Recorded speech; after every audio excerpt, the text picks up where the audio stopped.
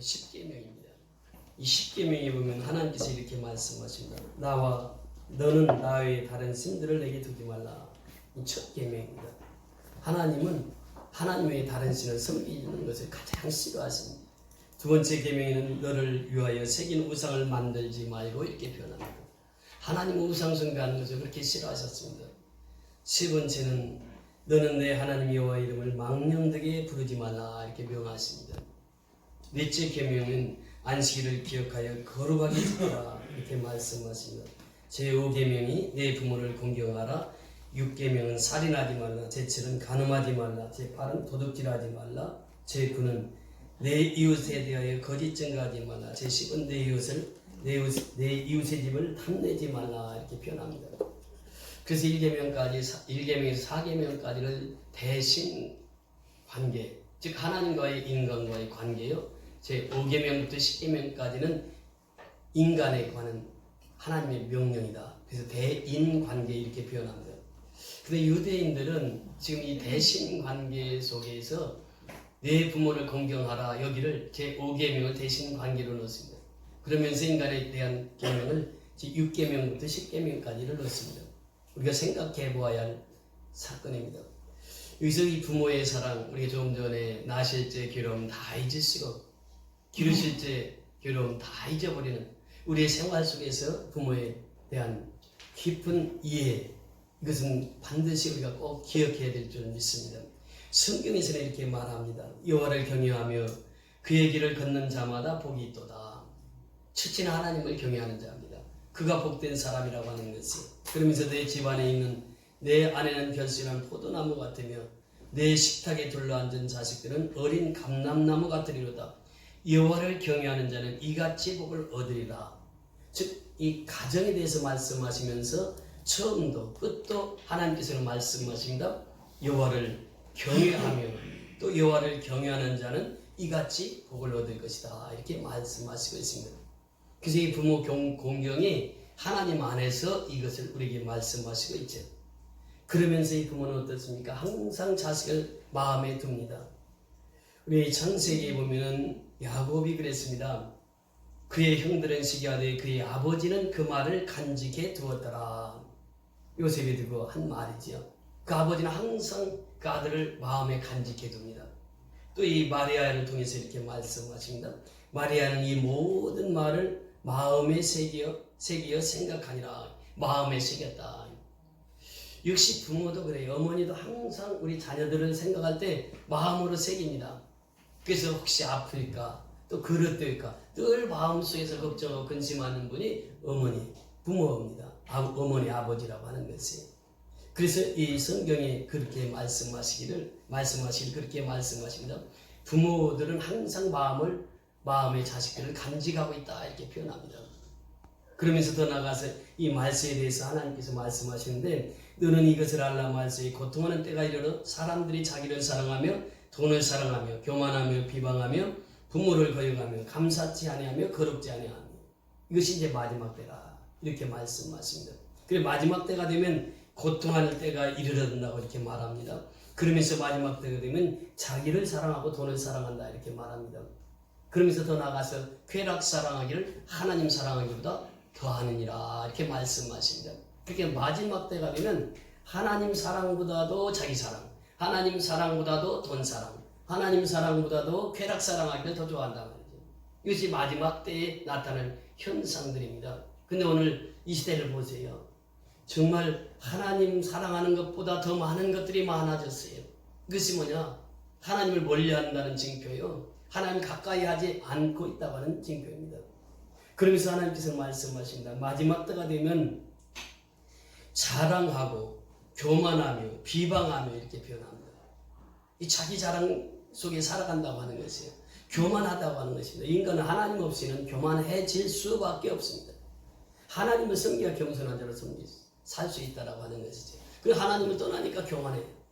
그러면서 떠나가서 부모를 거역하며 이렇게 표현합니다. 마지막 때가 되면 부모를 거역하는 시대에 살고 있다고 하는 것입니다. 그래서 요즘에 보면은 이 부모를 거역하는 자녀들을 보게 되는데요. 얼마 전에도 그런 뉴스를 우리가 접하면서 참 가슴이 아팠습니다. 자기 어머니를 죽여서 장롱속에 넣고 자기 자녀를 죽여서 장롱속에 넣은 그 페르나를 보면서 무엇을 우리가 생각하게 됩니까? 이 마지막 때가 되면 부모를 거역하는 시대예요. 그러니까 우리가 이 부모를 공경해야 되는데 이 마지막 때가 되면 부모를 거역합니다. 그것이 마지막 시대예요. 어떤 자식은 부모가 7순이 되고 8순이 되었는데도 부모에게 용돈 달라고, 그거 수급비 나왔으니까 그것 좀 달라고. 이것이 자식의 페르나들입니다. 그러니까 우리가 이 시대를 살아가면서 그들을 보게 되는 것이죠. 그런데 성경은 그렇게 살지 말라고 하는 것이죠.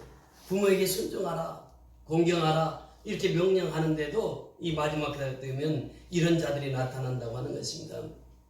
성경은 계속해서 우리에게 말씀하시고 내 부모를 공경하라, 그리하면 내 하나님 여호와가 내게 준 땅에서 내 생명이 길리라. 너를 낳은 아비에게 청종하고 내 늙은 어머니를 경히 여기지 말지니라. 내 부모를 즐겁게 하며 너 낳은 어미를 기쁘게 하라. 성경은 말하고 있습니다. 그러면서 성경은 더 나가서 자녀들아 주 안에서 너희 부모에게 순종하라. 이것이 옳으니라. 어머니와 아버지를 공경하라. 이것은 약속에 있는 첫 계명이니 이로써 내가 잘 되고 땅에서 장수하리라. 이렇게 말씀하십니다. 여기서 보면 또 주 안에서 이런 표현을 씁니다. 그러니까 주님을 섬기는 자가 부모를 잘 섬길 수 있다라고 하는 것이죠. 주 안에서 사는 자가 부모에게 순종할 수 있다라고 하는 것입니다. 그래서 오늘 이 본문은 너무나도 우리에게 귀중한 메시지를 던져주고 있습니다. 지금 우리가 지난 시간에 말씀을 상고한 것은 요엘 선지자를 통해서 마지막 때가 되면 성령을 기름부터 부어주신다. 만민에게 이렇게 표현하십니다. 만민에게 성령을 기름부터 부어주셔서 그 성령은 예수의 증인으로 살게 한다. 그 성령이 충만하면 예수 증인으로 삽니다. 오순절에 임했던 성령의 충만한 역사가 초대교회를 열어갑니다. 그러면서 죽어가는 생명들을 살리는 일에 성령이 증인이 되어서 그 성령 충만한 자를 통해서 예수를 증거하며 살게 됩니다. 그러면서 지난 시간에 성령에 대해서 말씀을 하시고 오늘 말씀의 내용은 핵심은 바로 예수입니다. 그 성령이 충만하면 예수밖에 보이지 않는다고 하는 것이에요. 그러면서 사도 베드로는 성령 충만해서 복음을 증거하면서 오늘 복음 중에 핵심이 바로 오늘 22절에서 24절의 말씀인데 22절 첫 절에 보세요. 뭐라고 표현합니까? 이스라엘 사람들아 이렇게 표현합니다. 지금 유대인과 예루살렘 사람들아 이렇게 표현하다가 갑자기 그 표현이 바뀌어집니다. 누구라고? 이스라엘 사람들로 바뀌어집니다. 여러분 보세요. 야곱의 일생을 보세요. 야곱은 사기꾼이었습니다. 야곱은 속이는 자였습니다. 그 속이는 데 명수였습니다. 그 어려서부터 그렇게 살았어요. 에서는 들 사람이었지만 야곱은 어머니 품속에서 자랐습니다. 그래서 형도 속이고 또 형이 팥죽 한 그릇으로 장자권도 빼앗고 형이 무엇입니까? 장자권을 빼앗고 축복권까지 뺐어요. 그러니까 야곱이 이제 그렇게 하고 나서 두려운 것이죠. 형이 화가 나서 동생을 죽이겠다고 하는 거예요. 그러니까 어머니가 그 아들을 피신시킵니다. 저 외삼촌 집으로 피신시켜요. 그래서 이 외삼촌 집에서 살면서 나이를 만나게 되죠. 이 나이를 사랑하게 되는데 7년 동안 그 생활이 수일처럼 지났더라. 결혼했습니다. 결혼했는데 나헬이 아니고 누구였습니까? 네아라하고 결혼하게 된 거예요. 언니하고 결혼하게 된 것이에요. 그래서 외삼촌한테 따졌더니 외삼촌이 하는 말이 그럼 나이를 얻으려면 7년 동안 무슨 더 살아라. 그 7년을 무슨 또 살아. 그 14년을 무슨 살았습니다. 그리고 나서 20년까지 무슨 살고 이제 거기서 외삼촌 집에서 나오죠. 나오게 될 때에 야복강에 이르렀을 때에 형이 그 소식을 듣습니다. 에서는 지금 야곱 오기만을 기다리고 있었어요. 야곱 오르면 그 원수 같은 동생을 죽여야지. 그리고 군사를 이끌고 야복강까지 이르게 되는 것이죠. 야곱은 생각을 했습니다. 이제 거부가 돼서 돌아오는데 소떼, 양떼, 낙타 많은 짐승들을 몰고 오는데 형이 이제 자기를 죽인다고 하는 소식을 듣고 양떼를 보내고 또 그것도 부족하니까 처자식을 다 보냅니다. 그리고 창세기 32장 24절에 보면 홀로 남았더니 그래 홀로 남았더니 사람은요 어려울 때는 이렇게 홀로 하나님 앞에 기도하는 시간이 참 중요합니다. 홀로 남았더니 이렇게 말씀하세요. 홀로 남았더니 천사가 등장을 하게 되죠. 천사와 밤새 씨름을 하게 됩니다. 그러면서 야곱이 그래요. 내게 축복해 주지 않으면 나는 놓을 수 없습니다. 내게 축복해 주세요. 그러면서 천사에게 씨름하면서 얘기했을 때 천사가 내 이름이 무엇이냐? 야곱입니다. 야곱은 속이는 자요. 남을 속이는 자요. 그런 사기꾼이었는데 그럼 내 야곱이라 이름하지 말고 이스라엘로 하라 그래요. 그 유대인들은 이스라엘이라고 하는 이 소리를 듣기를 원했습니다. 근데 베드로가 설교를 하면서 유대인이요 예루살렘 사람이라 이렇게 얘기하다가 여기 이 대목에 와서는 이스라엘 사람들아 그들을 높여주는 말이죠. 그들이 당신들은 이스라엘 사람들입니다. 이스라엘 사람들아 이렇게 말하면서 이 말을 들어라. 이스라엘 사람들을 높여주고 나서 이 말을 들어라. 너희도 아는 바와 같이 이스라엘 유대인들도 잘 알아요. 누구를? 하나님을 잘 알아요. 하나님 어떤 분이냐? 하나님께서 나사렛 예수로 이렇게 표현해요. 하나님께서 나사렛 예수를 이 땅에 보내셨다. 나사렛이라고 하는 것은 무엇입니까? 동네가 촌동네예요. 그러니까 이 사람들 유대인들이 생각하기를 나사렛에서 무슨 선한 것이 날 수 있겠느냐? 그러니까 나사렛 예수에 대해서 당신들 알고 있잖냐? 나사렛에서 태어난 그 예수, 출생하신 그 예수는 큰 권능과 이렇게 표현합니다. 이 큰 권능이라고 하는 것은 두나미스, 인간의 힘으로서는 할 수 없는 인간의 힘을 초월하는 능력을 말하고 있습니다. 두나미스. 예수님은 나사렛 예수는 큰 권능을 행하신 분 아니냐? 그러면서 또 말씀하십니다. 이 말씀 두 번째 보면은 그렇게 표현해요. 큰 권능과 기사와 표적을 이렇게 표현합니다.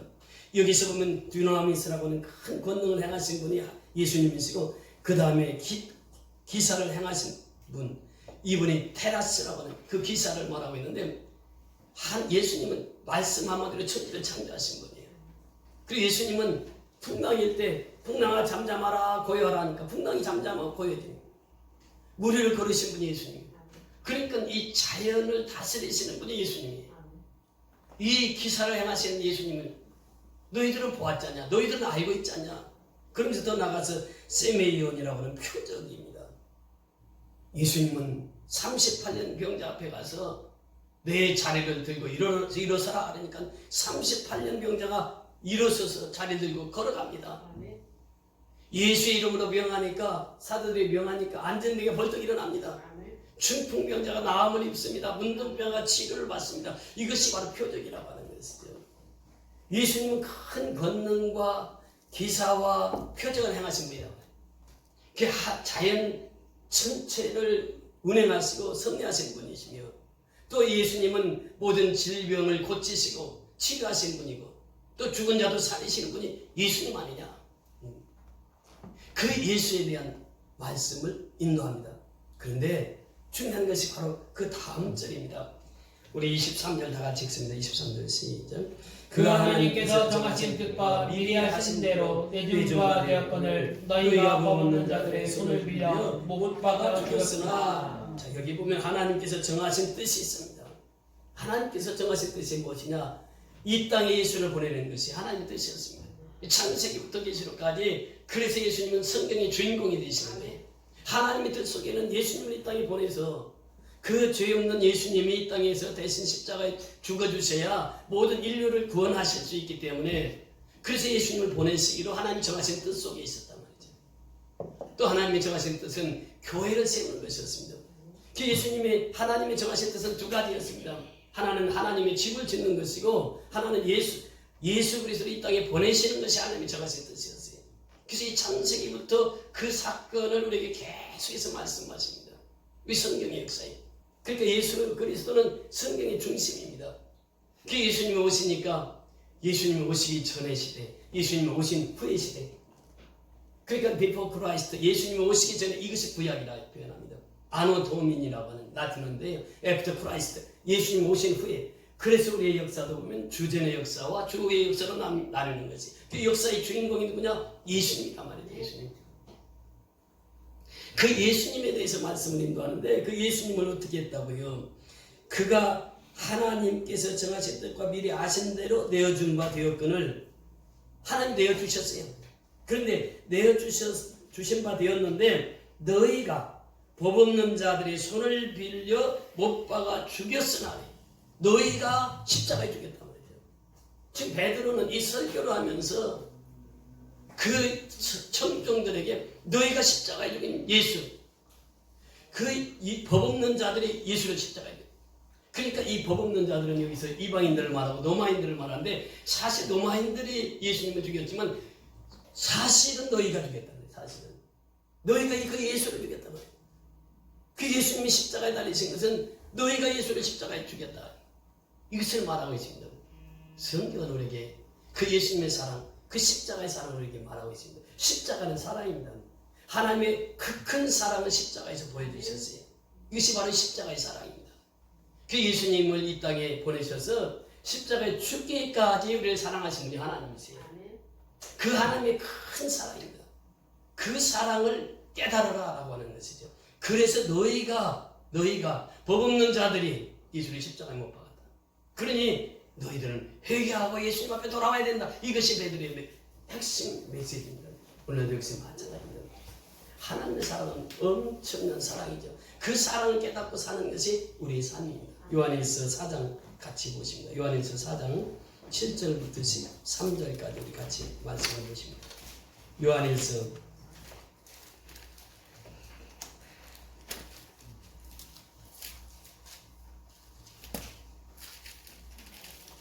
요한일서 4장 7절에서 13절까지 같이 공부하겠습니다. 391명 시작.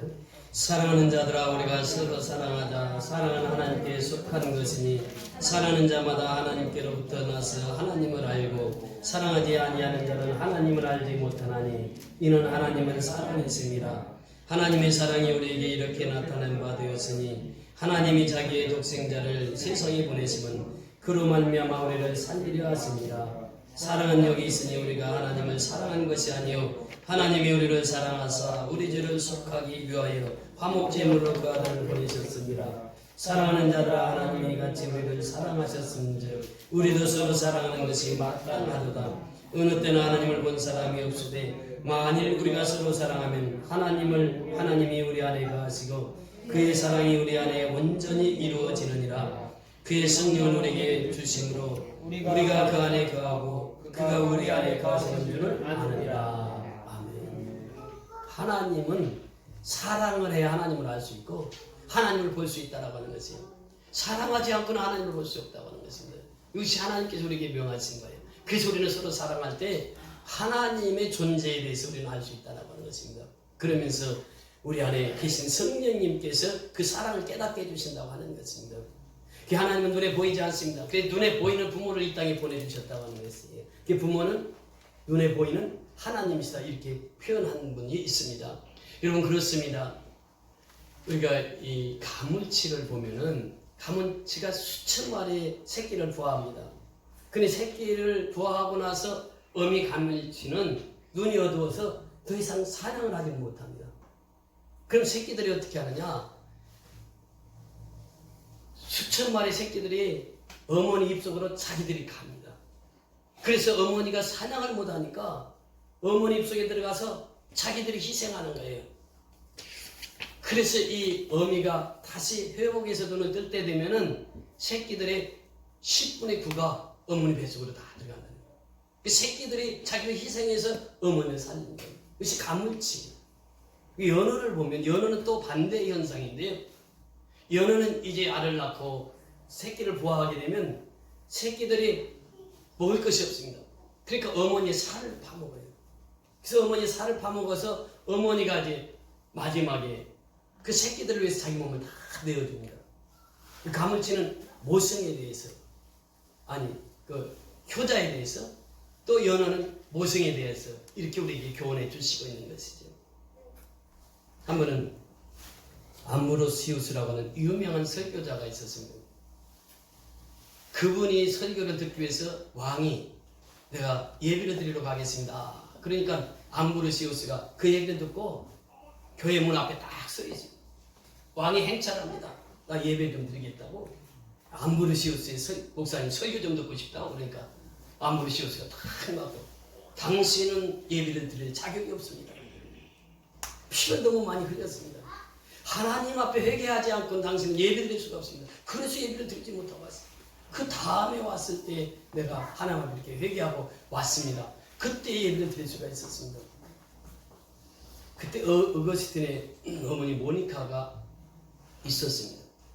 어거스틴이 이렇게 한방탕 생활한 술 마시고 담배 피고 그 세상에 가서 즐길 거 다 즐기고 사는 거예요.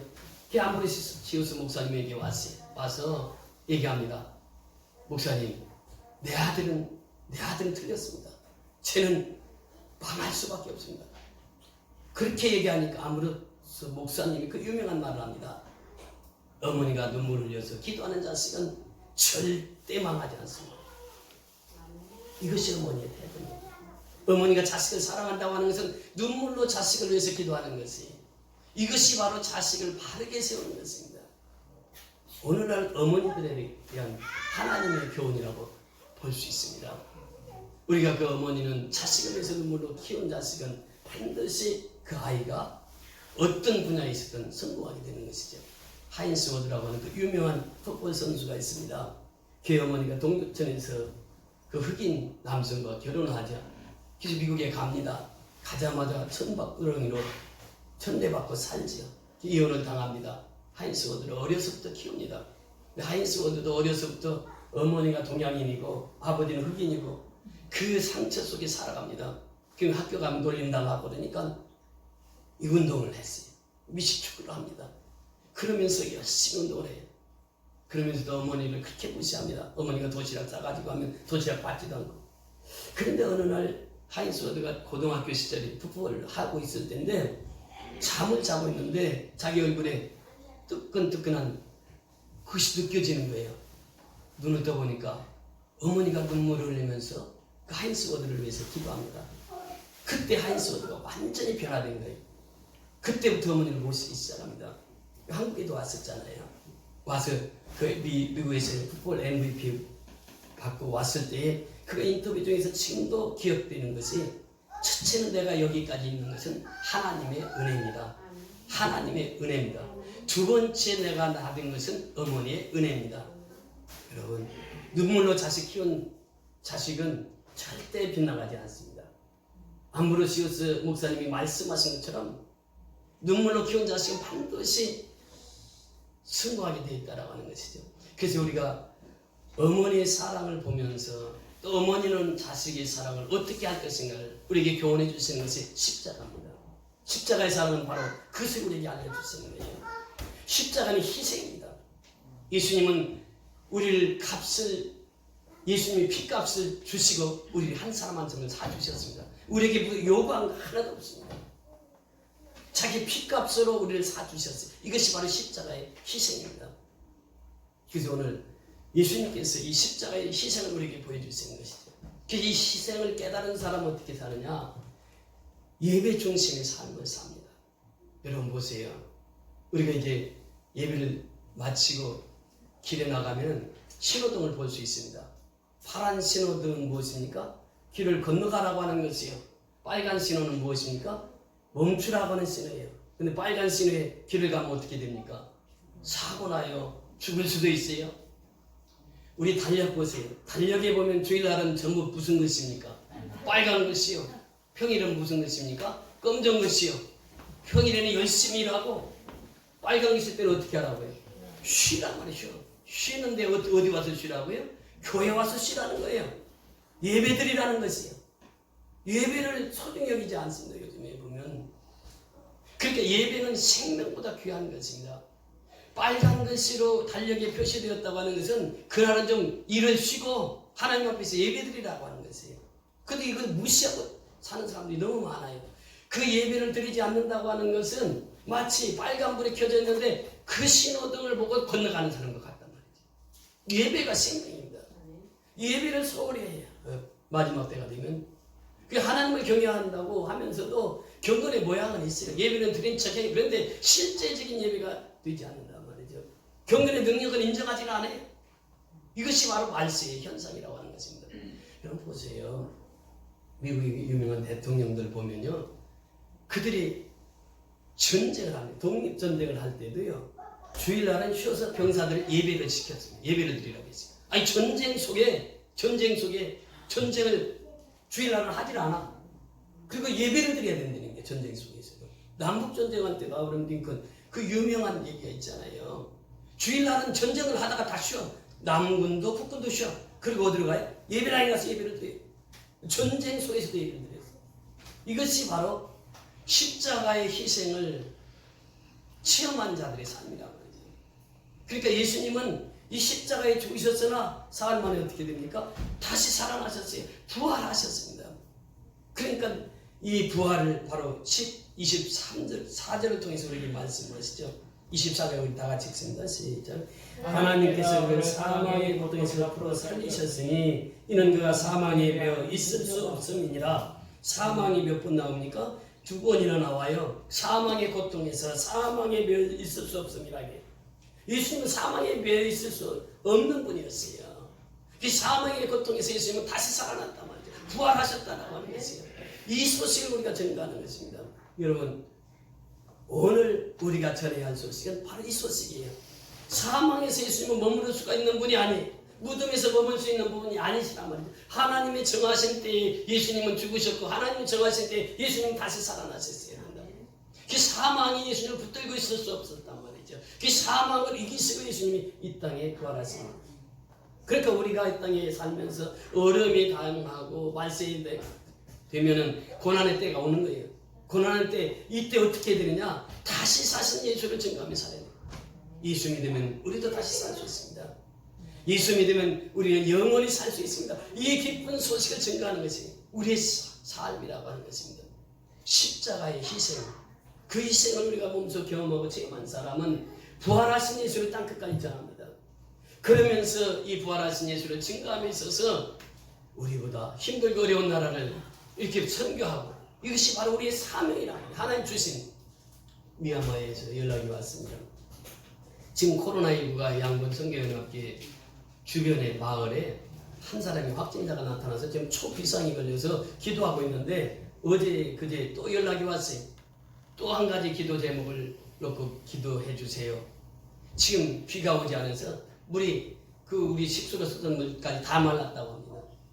식수를 사서 먹어야 된다. 그런데 돈이 어디 있습니까? 그런데 또 더 중요한 것은 식수뿐만 아니라 이제 허드렛 물도 거기는 사서 씁니다.